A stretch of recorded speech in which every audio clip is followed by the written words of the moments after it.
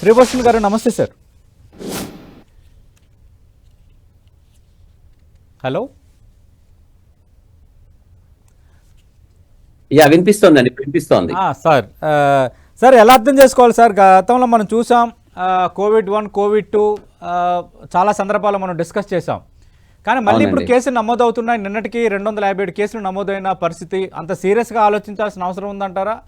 ప్రస్తుత పరిస్థితిపై మొదట మీ కామెంట్ ఏంటి సార్? మొదట్లో కూడా మనం కోవిడ్ గురించి మాట్లాడుతున్న సమయంలో అప్పుడు అనుకున్నాం. ఆ మధ్య పోతూ పోతూ కూడా వెంటనే ఏం పోలేదు. అది నిశ్శబ్దంగా పోతున్నట్టుగా అడపదడప కనిపిస్తున్నట్టుగా కనిపించి ఆ తర్వాత పూర్తిగా మటమాయం అయిపోయింది. అయితే అదంత సులభమేం కాదు. ఇలాంటి వైరసెస్ అన్ని కూడా వాటిలో కొన్ని స్వభావంలో కొన్ని మార్పులు వస్తూ ఉంటాయి. అదే విధంగా అదే యథాతథంగా అదే ఉన్నట్టుగా రావాల్సిన అవసరం లేదు. కానీ దానికంటే తీవ్రతలో కొంచెం తక్కువ స్థాయిలోను, లేకపోతే కొంచెం అత్తే కష్టాలు అంత పెట్టకుండాను, లేకపోతే మనుషుల్లో కూడా గొప్ప మార్పులు చేయకుండాను, మందులకు లొంగే విధంగాను, లేదా తీవ్రత తగ్గించుకొని 10 రోజుల జబ్బును కాస్త 5 రోజులకి 6 రోజులకి కుదించే విధంగాను కొంచెం మార్పు చేస్తూ మళ్ళీ వైరస్ వస్తూనే ఉంటుంది. వైరస్లలో ఈ రకమైన మార్పులు ఉత్థాన పతనాల్లాగా సాధారణంగానే కనపడుతూ ఉంటాయి. మనం ఇంతకుముందు కూడా చాలా సందర్భాల్లో చెప్పాము. Antigen shift and antigen drift అంటూ ఉంటారు వీటిలో. అంటే ఇంతకుముందు అంత తీవ్రత కనిపించకపోయినా కూడా దాని స్వభావం కొంచెంగా ఉంటుంది.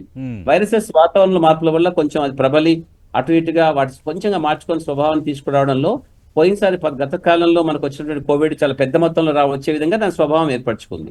ఇప్పుడు అది కాస్త తగ్గి మళ్ళీ అడపదడప రావచ్చు. ఇప్పుడు కూడా కొన్ని వందల్లో వేలల్లో కొన్ని కేసులు వచ్చిపోయినా ఇంత ముందులాగా తీవ్రంగా ఏదో ఎపిడమిక్ లాగా పాండమిక్ లాగా ప్రపంచ వ్యాప్తంగా బోల్డని దేశాలలో వచ్చిందనంత గొప్పగా రాకపోవచ్చు. కానీ అడపదడప మీకు కొన్ని కనిపించవచ్చు. ఇంత ముందు కంటే మనం కొంచెం ఇప్పుడు చాలా మంచిగా ఉన్నాం. ఎందుకంటే దాన్ని కనిపెట్టడం చాలా సులభం, చాలా తొందరగా కనిపెట్టగలిగాము. దాని పరీక్షలన్నీ మన దగ్గర ఉన్నాయి. పలానా ట్రీట్మెంట్ ఇది తీస్తే బాగుంటుంది అని మనకు దొరకకపోయినప్పటికీ కూడా ఈ వైరస్ కి గొప్ప ట్రీట్మెంట్ ఏం అవసరం లేదు. ఏ ట్రీట్మెంట్ ఇవ్వకపోయినా కూడా అది మామూలుగానే ఇలా వచ్చి అలా పోతుంది మనకు అర్థమైంది. కాబట్టి ఇప్పుడు మనం ప్రశాంతంగా నిశ్చింతగా ఉండొచ్చు.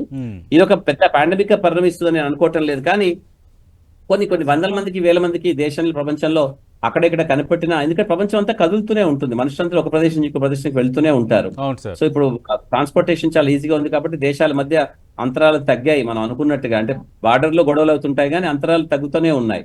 సో కాబట్టి ప్రజలు మూవ్ అవుతూ ఉన్నారు కాబట్టి తద్వారా ఈ వైరస్లు కొంచెం అటు ఇటుగా వెళ్ళి కొందరికి ప్రభావితం చేసే అవకాశం ఉంటుంది. కానీ ఓవరాల్ గా ఇంత ముందులాగా పెద్దగా అనుకోవటం లేదు. కానీ తప్పకుండా కొంతమందికి ఎఫెక్ట్ అయ్యే అవకాశం మాత్రం ఉంటుంది. అంటే భూషణ్ రాజు గారు, ఇప్పుడు అందరూ JN.1 వేరియంట్ కోసం మాట్లాడుతున్నారు. అంటే గత వేరియంట్స్కి JN.1 వేరియంట్స్కి తేడా ఏంటి? ఇందులో కనిపించే లక్షణాలు ఎలా ఉంటాయి? దీంట్లో కూడా సాధారణంగా మన అందరికీ వచ్చినట్టుగానే జలుబు, దగ్గు, జ్వరం లాగానే, ఒళ్ళు నొప్పు లాగానే ఉంటుంది. వైరల్ ఫీవర్స్ అన్ని కూడా దాదాపు ఒకలానే ఉంటాయి.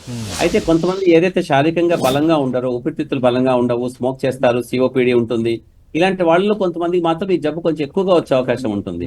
ఏదైనప్పటికీ కూడా మంచి ఆహారం తీసుకోవడము, నిశ్శబ్దంగా ఉండడము, కొంచెం జ్వరంలాగా అనిపిస్తే కాస్త కళ్ళు మూసుకొని కాస్త నిశ్చింతగా పడుకోవడం చేయాలి తప్ప లేచి పరిగెత్తడము, ఊపిరితిత్తుల్ని కష్టపడే విధంగా ఎగరడము, గెంతడము, దూకడము, పరిగెత్తడం ఇలాంటివన్నీ చేస్తే ఊపిరితిత్తులు కొంచెం ఎక్కువ కష్టపడతాయి కదా. ఎక్కడైతే పని ఎక్కువగా ఉంటుందో అక్కడ రద్దీ ఎక్కువ, గొడవలు ఎక్కువగా ఉంటాయి. సో నేచురల్లీ మీరు ఎక్కువగా కష్టపెడితే ఊపిరితిత్తులోకి వెళ్ళిపోతే అక్కడి నుంచి మీకు మళ్ళీ ఆయాసం అవుతూ మళ్ళీ కష్టం అవుతూ ఉంటుంది.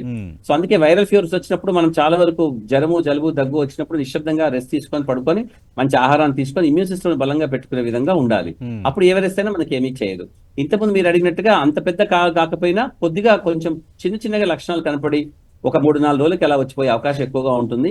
కాకపోతే బలహీనంగా ఉన్న వాళ్ళు, ఇమ్యూన్ సిస్టమ్ బలంగా లేని వాళ్ళు మాత్రం కొంచెం ఎక్కువ జాగ్రత్తలు తీసుకోవాలి. కానీ మనం ఈ కొత్త వేరియంట్స్ మనం ఏం పేరు పెట్టుకున్నప్పటికీ కూడా పాతదానంత చెడ్డగా ఉంటుందనో లేకపోతే అంత తీవ్రంగా వస్తుందనో మాత్రం నేను భావించడం లేదు. ఓకే.